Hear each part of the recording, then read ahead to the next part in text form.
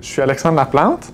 J'ai fait un bac en sciences géomatiques à l'Université Laval dans l'intention de devenir arpenteur géomètre. Puis j'ai décidé de poursuivre à la maîtrise pour étudier un petit peu les nouvelles technologies puis leur intégration dans les tâches de l'arpenteur géomètre. Mon projet de maîtrise consiste à évaluer les systèmes d'intelligence artificielle qui sont sur le marché présentement et d'évaluer leurs risques par rapport à certaines tâches de l'arpenteur géomètre. Par exemple, la recherche foncière, donc la lecture d'actes de vente, des servitudes, des droits personnels ou réels ou autres, mais également l'analyse des documents juridiques comme une loi ou un règlement.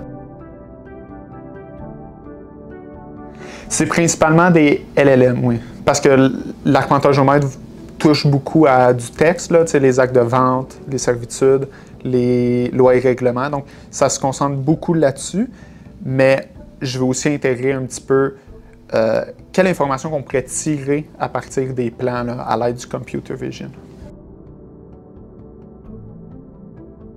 Il y a une étude là, qui a apporté que 54% des tâches de l'arpenteur géomètre seraient automatisables par l'IA.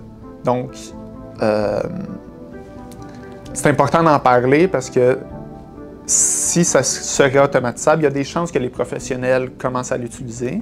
Si les professionnels commencent à l'utiliser sans connaissance, compréhension des risques, puis bien savoir intégrer les systèmes d'intelligence artificielle dans leur quotidien, ça va amener des fautes professionnelles.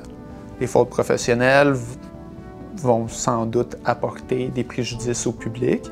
Puis dans le but d'éviter le plus possible tout ça, c'est important justement de parler des impacts et des risques des systèmes d'intelligence artificielle qui sont présentement sur le marché, là, parce que c'est ce que les arpenteurs géomètres risquent d'utiliser dans certaines tâches. Ça amène beaucoup d'enjeux, surtout en nos devoirs et obligations. Par exemple, juste pour en nommer deux, on a la supervision immédiate, que l'arpenteur doit être en fait le chef d'orchestre des opérations qu'il réalise puis des documents qu'il signe. Donc là, pour la supervision immédiate, il faut se dire, c'est plus vraiment lui qui va prendre toutes les décisions, puis il faut s'assurer aussi que le système soit capable d'y donner toutes les informations pour qu'il comprenne les décisions qui ont été prises. Il y a aussi un autre qui est la connaissance complète des faits. Donc, avant d'émettre une opinion, l'arpenteur géomètre doit avoir connaissance complète des faits. Si on donne des informations à un système TIA, un système d'intelligence artificielle, sans qu'on ait pris connaissance de toutes ces informations-là, le système d'intelligence artificielle va nous donner une réponse.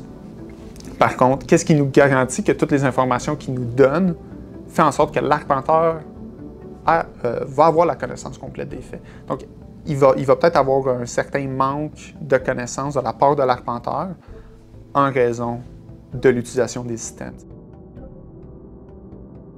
Moi, il y a beaucoup d'enjeux en termes de responsabilité professionnelle, puis aussi le code déontologique de l'arpenteur géomètre le dit très bien, c'est l'arpenteur géomètre est responsable de ce qu'il produit. Il peut pas, même si le logiciel a mal fonctionné, mettons, un logiciel spécialisé pour les calculs a mal fonctionné, bien, la responsabilité lui revient quand même. Ça ne peut pas retomber sur le concepteur du logiciel.